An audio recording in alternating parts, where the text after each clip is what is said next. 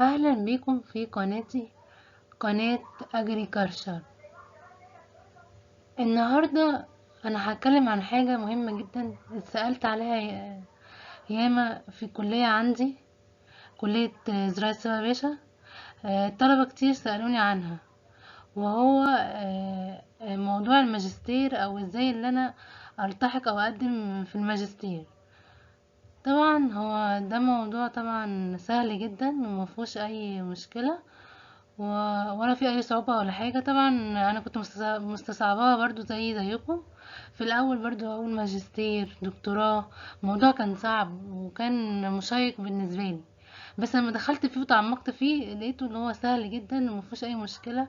ودي دراسة اكاديمية زيها زي دراسة اللي هي الكلية، ودراسة لا زي دراستنا العادية، اعدادي وثانوي، كله دي دراسة اكاديمية طبعا. بس ايه، تبقى قريبة من التطبيق شوية، تبقى اكتر تخصص طبعا. فاول حاجة هنتكلم عليها آه الشهادة المطلوبة للماجستير. لو انا عايزة اعمل ماجستير، في شهادة انجليزي اسمها AUBT. AUEBT هي اللي هي الحروفها A capital U EEBT. دي بتبقى شهادة مخصصة للماجستير، بيبقوا طالبينها. طبعا هو فعندنا احنا في كلية زراعة عموما، يعني بيبقوا مش عايزين غير الاجتياز بس، يعني تجيب 50%.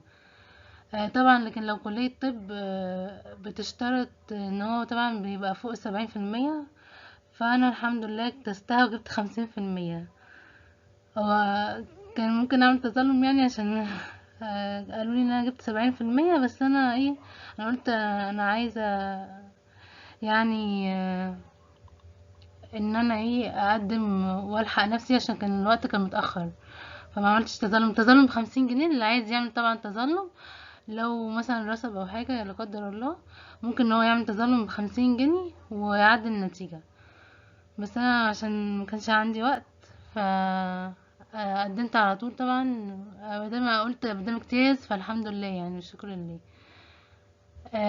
الاوراق المطلوبه لكل الماجستير في كليه زراعه سوا باشا.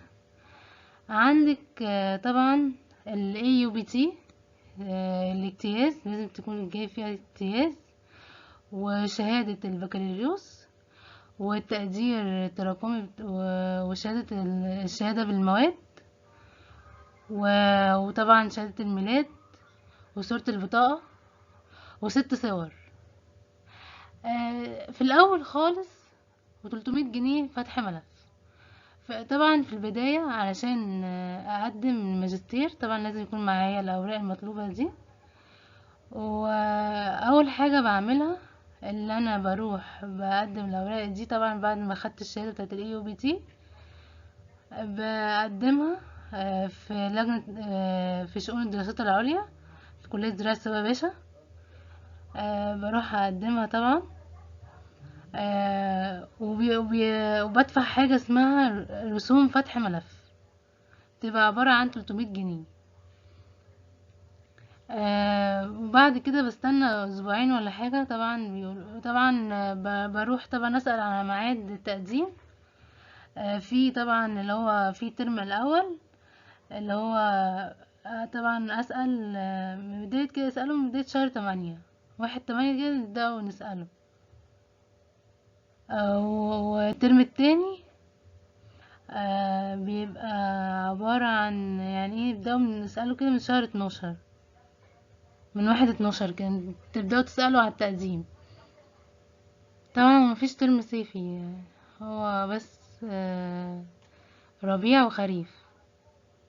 الصيف ده بيبقى الاحتياطي، مثلا ايه لو مثلا انا خلاص انا هناقش وفاضلي مادة ما خدتهاش، طبعا الدكاترة بينزلوها ترم صيفي. ايه تاني، طبعا انا قدمت بقى واستنيت كمان اسبوعين هشوف نفسي اتقبلت ولا لا. طبعا المفروض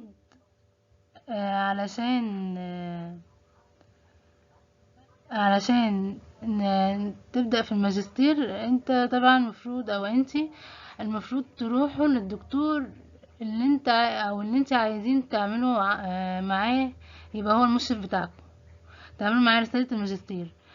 طبعا انا الغلطة دي وقعت فيها، ما كنتش اعرفها بس عرفتها بعدين. ان لازم تروح للمشرف بتاعك اللي انت هتختاره، لان ممكن يرفض. طبعا ممكن تترفض طبعا ان انت اللي هو ما يعرفكش، فطبعا هيرفضك لان انت ما رحتلهوش ولا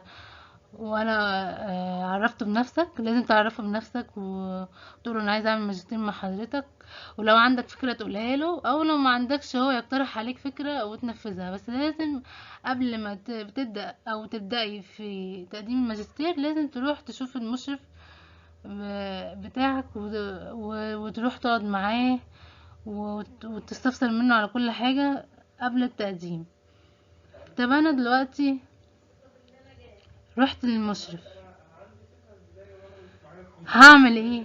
طبعا هكون معايا الاوراق بتاعتي، زائد طبعا اسم المشرف بتاعي، علشان وانا بقدم هكتب في المشرف انت عايز مشرف ايه في الورقة. هكتب المشرف اللي انا عايزه، مشرف اسمه كذا كذا كذا، او طبعا او الدكتور او الدكتورة اللي انا عايزاهم. واقدم الورقة. طبعا لو هقدم الورق بتاعي برسوم الفتح، وبعد كده هستنى اسبوعين. طبعا انا طبعا هكون مطمن ان انا مقبول، لان انا رحت للدكتور وقعدت معاه او الدكتوره وهو قابلني، فطبعا عرفت مثلا ان هو عنده مساحه اللي هو ياخدني معاه. طبعا لان الدكاتره بيبقى عندهم مشغوليات كتيره جدا. آه، بيبقى طبعا معاهم الطلاب الاندر جرادويتد، اللي هم الطلاب بتوع مرحلة البكالوريوس، وبيبقى عندهم شغل ياما طبعا، وبيبقى عندهم طلاب بتوع الماجستير، فبيبقوا محددين أعداد معينة. يعني مثلا بيقول الترم ده مثلا هاخد 2، هاخد 3 كده، علشان الدكاترة شغلهم ياما. فطبعا انا هبقى مطمن، بس برضو لازم اتاكد برضو بعد اسبوعين اروح اشوف نفسي اتقبلت ولا لا في الماجستير. وطبعا لو اتقبلت خلاص هسألهم هدفع اللي هو زي المصاريف كده. طبعا المصاريف حاجة وكورسات حاجة تانية. انا مثلا انا تخصصي بايوتكنولوجي، تخصص وراثة. آه، عندي هما 12 مادة. هما طبعا كل الماجستير كله اي قسم هما 12 مادة، 3 غير تخصص و9 تخصص. يعني 9 مواد تخصص و3 برا التخصص. طبعا المصاريف هتبقى 1750. دي تبقى شاملة تأمينات، وعشان لو عايزة اعمل تأمين صحي ولا حاجة. وطبعا بسأل الدفع امتى و...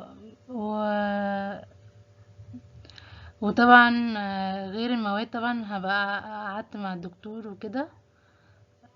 بعد ما اقعد مع الدكتور بقى في بداية الترم او بداية السنة اللي انا بدأت فيها، آه، بقعد معاه واشوف المواد اللي انا هتنفعني في الموضوع بتاعي وكده. فبحدد واشوف هيديني كام مادة. 3 مواد مثلا، لو 3 مواد هي الساعة ب300 جنيه، فهيبقى عندي مثلا لو المادة مثلا ب3 ساعات هيبقى 3 في 300 ب900. ده غير 1750 دول بتوع المصاريف. ويا رب اكون افدتكم، ولو اي حد عنده اي استفسار يكتب لي في التعليقات، وكتروا من الشير واللايك عشان كله يستفاد. وشكرا. Thank you.